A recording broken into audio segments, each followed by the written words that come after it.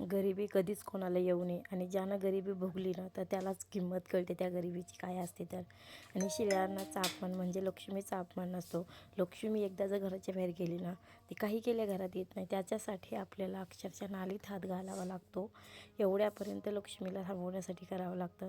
तर तुम्ही व्हिडिओ शेवटपर्यंत बघा म्हणजे तुम्हाला कळेल की मी असं का म्हणले तर चला व्हिडिओ नक्की बघा शेवटपर्यंत. हॅलो, श्री स्वामी समर्थ. कसे आहेत तुम्ही सगळे? मस्त आहेत ना? मस्तच राहतं. चला आपल्या नवीन एका व्हिडिओमध्ये तुमचं सगळ्यांचं मनापासून स्वागत आहे. तर इथे ना हे लोणी काढलं होतं. ह्यावेळेस ना तूप पूर्णच घरातलं संपलं होतं. नाही तर प्रत्येक वेळेस शिल्लक थोडं तरी तूप राहत असतं. पण ह्यावेळेस ना बायका जीव घालायच्या होत्या तेव्हा ना त्यांच्या ताटाला लावायला तूप शिल्लक नव्हतं. अक्षरशः मला एक चटाकभर विकत आणावं लागलं होतं. कारण घरी भरपूर असतं त्याच्यामुळे विकत आणायची कधी गरज पडली नाही. पण त्या दिवशी मला आणावं लागलं. म्हणून मग लगेच दुसऱ्या दिवशी मी दुसऱ्या का तिसऱ्या दिवशी लगेच लोणी हलवायला घेतलं आणि थोडंसं हलवलं की लगेच लाईट गेली. मग म्हणलं चला आता घरात बसण्यात म्हणजे लाईटीची वाट बघण्यात काही अर्थ नाही. म्हणून मी बाहेर आणले आणि उजाडात बसून ते हातानं हलवलं तेव्हा कुठं लोणी आलं वरी लगेचच.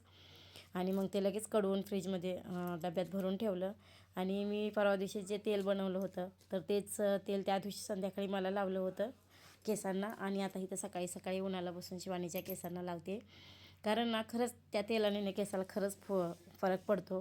माझे केस तर इतके गळत होते ना, आता तुम्हाला खोटं वाटेल. मी आता एखाद्या दुसऱ्या व्हिडिओमध्ये तुम्हाला म्हणजे विचारताना दाखवेलच की किती केस आता गळतात माझे. एकदाच लावले तर मला थोडासा तरी एक 10% तरी मला फरक पडल्याने वाटायला लागला आहे. मला त्या तेलाचा रिझल्ट खूप छान वाटला. पण आता जास्त प्रमाणात बनवून ठेवायचा असा विचार चालू आहे माझा. एक पाव किलो अर्धा किलो एकदाच, अर्धा किलो काही नाही, पाव किलो बनवलं तरी बस झालं. बरेच दिवस जातं आहे कारण आता पहिल्यासारखं एवढं तेल कोणी लावत नाही. पण तेलानं काय होतं ना आपलं केस पण म्हणजे डोकं पण शांत राहतं. पोरी पण असं आवर्जून आता पहिल्यासारखं तेल लावत नाहीत. पहिलाच काकू म्हणायच्या की पहिले लोक ना म्हणजे पहिले लोक पोरींना एवढं तेल लावायचे ना की तेला पाण्याने केस वाढून येतात, काळेभोर दिसतात. पण आताच्या पोरी तेलच लावत नाहीत. आताच्या पोरी तेलच लावत नाहीत काकूचं घराणं असतं सारखं. त्याच्यामुळे मग म्हणलं चला ह्या निमित्तानं तरी पोरी तेल लावतील. तर तिला तेल लावलं आणि दुसऱ्या दिवशी तिला डोकं धुवायचं होतं त्याच्यामुळे मग तेल लावलं सकाळी सकाळी अगोदर. आणि ते स्वयंपाकाची तयारी चालू आहे. आणि त्यांना रात्री शिल्लक भाजी उरली होती तर ती भाजी वाटोळी म्हणजे समोर टाकून द्यायली होती. पण मी मला नको टाकून द्यायला. आपण कमवतो दिवस ना रात्र अन्नासाठी आणि अन्नच फेकून द्यायला नको. म्हणून मी ना कधीच भाज्या टाकून देत नाही. भाज्या शिल्लक उरल्या ना मी लगेच थालीपीठ लावत असते त्याचं. तिथं थालीपीठसाठी ना मी दुसऱ्या पण भाज्या ॲड केल्या थोड्या थोड्या. तुम्हाला पाहिजे असेल ना तर तुम्ही तुमच्या इच्छेनुसार कोणत्या पण भाज्या तुमच्या आवडीनुसार ॲड करू शकतो त्याच्यामध्ये. असं म्हणतात की शिळ्या अन्नामध्येच खरं तर लक्ष्मी असते म्हणतात. पहिले लोक सांगत होते बघा शिळं अन्न कधी टाकून देऊ नये, त्यातच लक्ष्मी असते, त्यातच लक्ष्मी असते. म्हणून ना मी कधीच जास्त करून आमच्या शिल्लक राहत नाही. जरी पण राहिलं ना तर आम्ही लगेच गाईला वगैरे लगेच दुसऱ्या दिवशी देऊन टाकतो. जास्त दिवस आता घरात ठेवायचं नंतर गाईला द्यायचं तसं पण नाही करत. कारण गाईच्या अंगात पण 32 कोटी देवा असतात आणि तिला तसं तर शिळं चारणं खरं तर योग्य नाही. पण शिल्लक राहिलेलं अन्न तर आपण काय करणार. त्याच्यामुळे गाईला, म्हशीला, मुक्या जनावरांना खाऊ घालायचं, कुत्र्याला वगैरे. तर तसं करतो.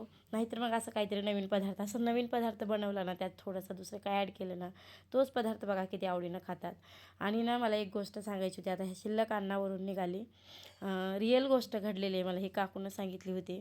एका म्हणजे आमच्या गावातलीच गोष्ट आहे. एक खूप मोठा धनवान माणूस होता म्हणे.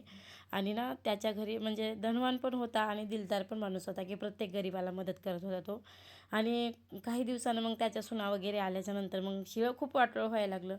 इतकं वाटोळं व्हायला लागलं ना की अक्षरशः लक्ष्मी त्याच्या स्वप्नात गेली आणि त्याला सांगितलं की मी तुझ्या घरातून निघून जाणार आहे, मला नको राहायचं इथं. का तर तुझ्यात अन्नाचा अपमान जास्त होतो आणि अन्नाचा अपमान म्हणलं ना तर माझा अपमान होतो. त्याच्यामुळे ना ती निघून जायला निघाली होती. पण त्यांनी तिचे पाय धरले, लक्ष्मीचे पाय धरले आणि म्हणले की जाऊ नको, मी काय करू सांग.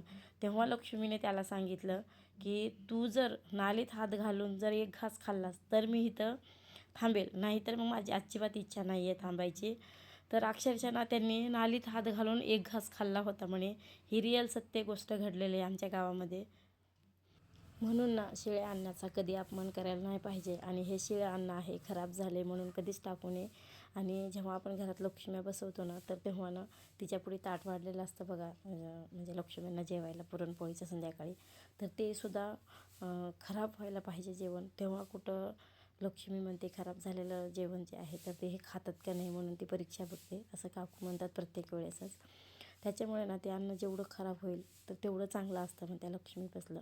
ते वाटोळं नाही व्हायला पाहिजे, कारण त्याच्यातच लक्ष्मी खरी असते. म्हणून ना आज मी ते थालीपीठ बनवायला घेतलं होतं. तर त्याच्यामध्ये काय काय टाकलं काय नाही हे तर तुम्ही बघितलंच, कारण मी बोलत होते. पण मला माहिती आहे की तुमचं बोलणं तुमचं म्हणजे तुम्ही जेव्हा व्हिडिओ बघतो तर तेव्हा तुमचं लक्ष माझ्या बोलण्याकडं पण आणि मी त्या थालीपीठमध्ये काय काय टाकले ह्याच्याकडं पण तुमचं लक्ष असेल. त्याच्यामुळे मी त्याची ही रेसिपी काही सांगत बसत नाही आता, कारण व्हिडिओ पूर्णच नाही मला पूर्ण बोलायला, त्याच्यामुळे. दोन नाही येते एकेकाच्या हिशात समजलं तरी एक खाऊन टाकला, एक राहिला बघ खात तिचा.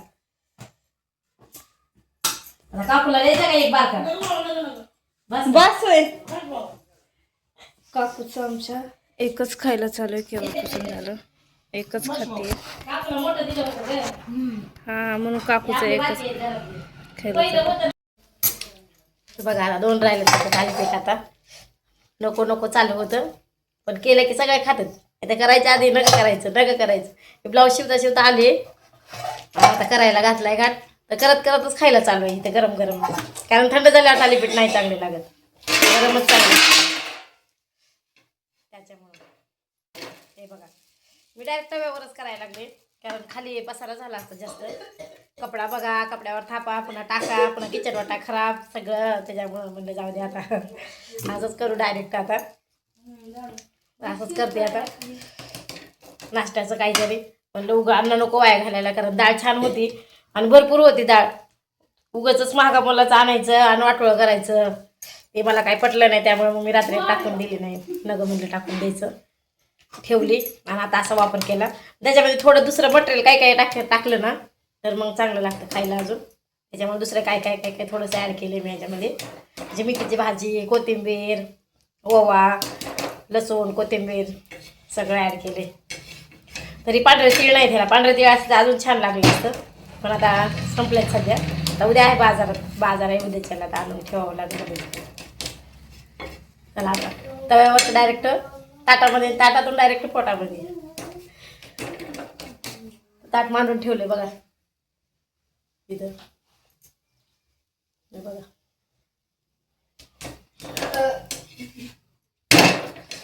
होईल आता आज झालंय नाश्त्याचं आमचं. काय नाश्ता करायचा तर, कारण काल पोहे केले होते, काल आज थालीपीठ. आताच बहिणीचा कॉल आला होता, म्हणजे नवीनच काय काय करून खाताय तुम्ही, आम्हाला व्हिडिओ बघितले की आठवण येते खाण्याची. म्हणलं करा खावा तुम्ही पण. तिने पण केलते पण एकदा थालीपीठ, पण काय प्रत्येकाच्या हातची चव वेगवेगळी असते, कोणाला कसं जमतं. तिच्या घरात कुणी खाल्लं नाही, आम्हीच दोघींना खाल्लं म्हणून मला असं करून बघा एकदा, मी करते तसं करून बघा, म्हणजे माहिती होईल कसं होतंय. तर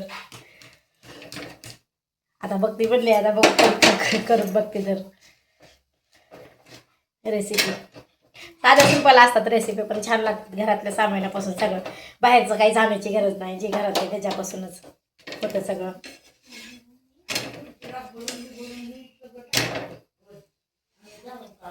काय झालं सकाळी दोनच राहिले, आता थोडेच घेते करून आणि नंतर हे बघा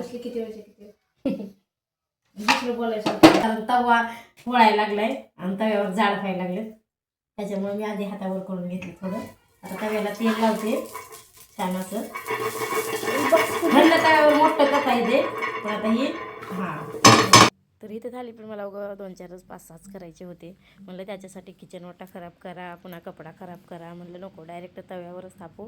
पहिलं एक चांगलं झालं मोठं लट, आणि नंतर तवा गरम असल्यामुळे जास्त थापता काही येत नव्हतं मला, आणि थापलं तर जाड व्हायला लागले. त्याच्यामुळे मग मी अगोदर हातावर थोडेसे निम्मे केले, नंतर तवा खाली घेऊन तव्यावर पसरले, थोडे पाणी लावून हाताला, आणि छान असे तिघीजणींना 2-2 झाले होते. तर बघा लागली ना कारणी आमची शिळी भाजी राहिलेली, तर तुम्हीसुद्धा ना असं शिळं अन्न राहिलं ना तर काहीतरी करून कारणी लावत जावं.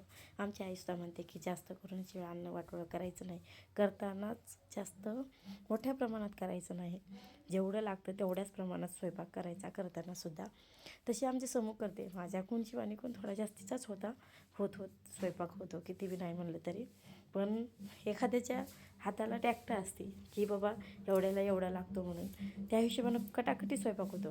पण काकू काय म्हणतात, कटाकटी स्वयंपाक नाही करायचा, एखादी तरी चपाती टोपल्यात असावी. समजा दारात जर कोणी आलं आणि मला एखादी चपाती भाकर द्या म्हणलं तर आपण काही नाही म्हणावं का? असेही प्रत्येकाचे विचार असतात. त्याच्यामुळे एखादी शिल्लक भाकरी किंवा चपाती शिल्लक टोपल्यात ठेवावीच. पण जरी ठेवली तर ती नंतर त्याची काहीतरी कारणी लावावी शिल्लक राहिल्याच्या नंतर. पण शिळ्या अन्नाचा कधीच अपमान करू नका आणि शिळं अन्न कधी वाया घालवू नका, ही पण तितकीच सत्य गोष्ट आहे. आमच्यात ना हे म्हणतात सारखं, ज्यांना अन्न खायला भेटत नाही ना त्यांना किंमत विचारावी अन्नाची. आता त्यांनी गाडी चालवतात बाहेर, तर किती जण तर रोडवर वगैरे बसलेली माणसं असतात.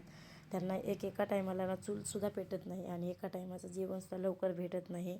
आणि आपली परिस्थिती आता चांगली झाली आहे म्हणून अन्न वाया घालवायचं आपण, पण त्यांना खरी किंमत विचारायला पाहिजे. त्याच्यामुळे त्यांचं पण सांगणं असतं सतत की तुम्ही अन्न वाया घालवू नका.